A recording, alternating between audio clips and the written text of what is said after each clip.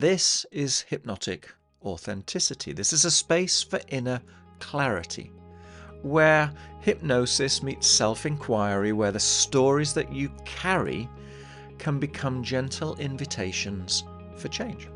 We're going to explore identity, emotional harmony, and authentic living through subtle, mindful approaches and a really, really good sprinkling of hypnosis.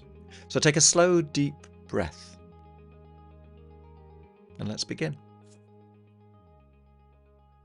I want to talk about meditation pain today. I want to talk about the struggle, internal struggle when you try to meditate. So the thing is, when you're trying to meditate, what you're trying to do is to kind of quieten your voice, quieten your inner chatter, quieten your mind, let go of all things, and not build anything. Now, why is that painful? But certainly from the moment where consciousness is beginning, we are relating with ourselves. We are labeling our experiences. We are self-identifying and other identifying. We're learning what feels good, bad, hot, cold, pain, pleasure, right, wrong. We build up a sense of what we consider to be us and them and our place and how others are supposed to react and how we are supposed to react. And the entire thing is conjured up based around all of these chance occurrences that have occurred from day to day to day to day to day to day to day, all the way up to today. So most of that then is left in the back of your mind. It's in what I consider in some metaphorical way to be a sort of an egg-like sphere that I label your subconscious. Now that is not correct, but it's quite a useful imagery. So there is your subconscious, there is all of your autonomic process, all of the habitual fixed ideas, all of your skills that have just become kind of normal, natural parts of what you are. All of that is inside of your subconscious, along with all of your self-concepts. Then beyond that membrane, is your conscious.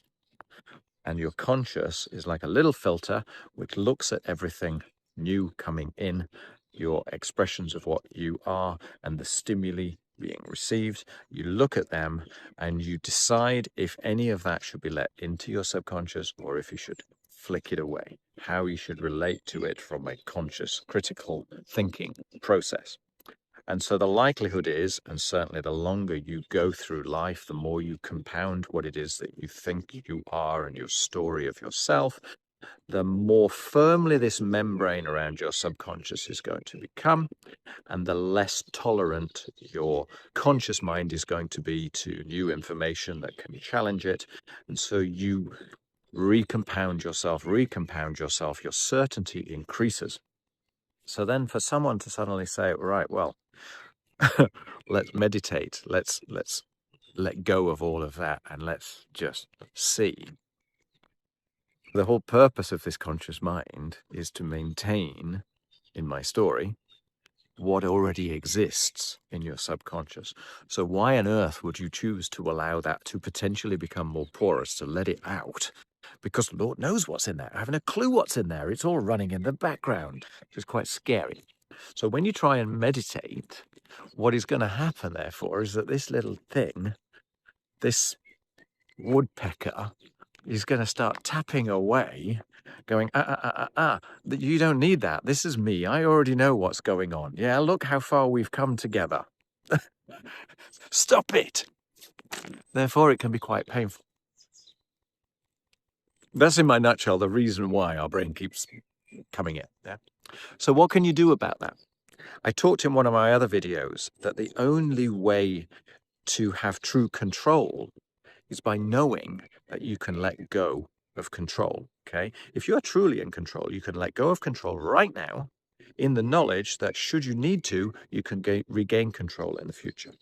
So when all of this stuff is going on, so you've just sat there, you're in the lotus position, you're sat on a beautiful cushion, the world is doing what it's doing, and you're holding your second finger and your thumb together, and you're going, and then your mind is going, did I leave the gas on? And what time do I need to set tea going? And, do I have to do X, Y, Z? And what is the point of all of this? And gosh, shouldn't I be doing something else instead? Consider all of that to be a defense mechanism. What's going on beneath that is the questioning that needs to occur in order that you can allow yourself to let go. The control freak says, no, no, no, no, no. Look what might occur. So you have to question, is that truly the case? Would it not be more useful to simply kind of get a bit more information? I observe myself from a different perspective, if I want to label it in that way, and then I'll review. I can still go back to how I was thinking before, 30 seconds later, should I choose to do so, but I'm going to permit myself to be a little bit more. Yes, you have to examine the fears, you have to examine the thought process. But ultimately, for me, it's best to get an experience of meditation, because once you've done it once or twice, it's easy to go back, because you just kind of re-establish that state, if you want to call it a state, rather than having to conjure it from nothing. So there's loads and loads of ways to do this. This is why people will find methods for focusing their attention on one thing in particular. One that I very much like indeed is to focus on the space between your eyes, because for me there's nothing there. Now focus on the space between my eyes. My voice has already gone quiet. There's a very beautiful simplicity to that. See, I'm already there.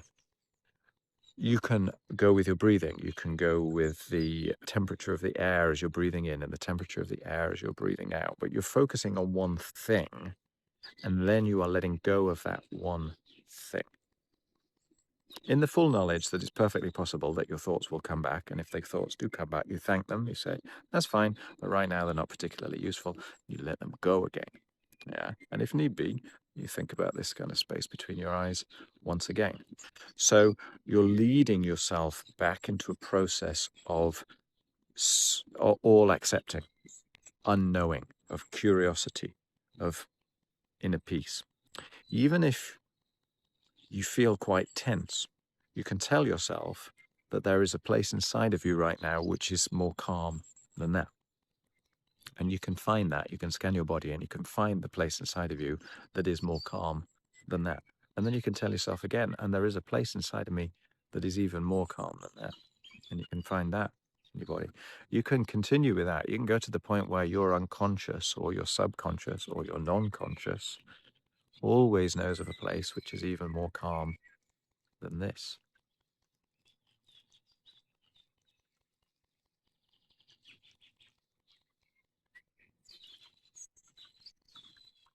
Completely thoughtless, completely quiet, serene being, relating without concluding.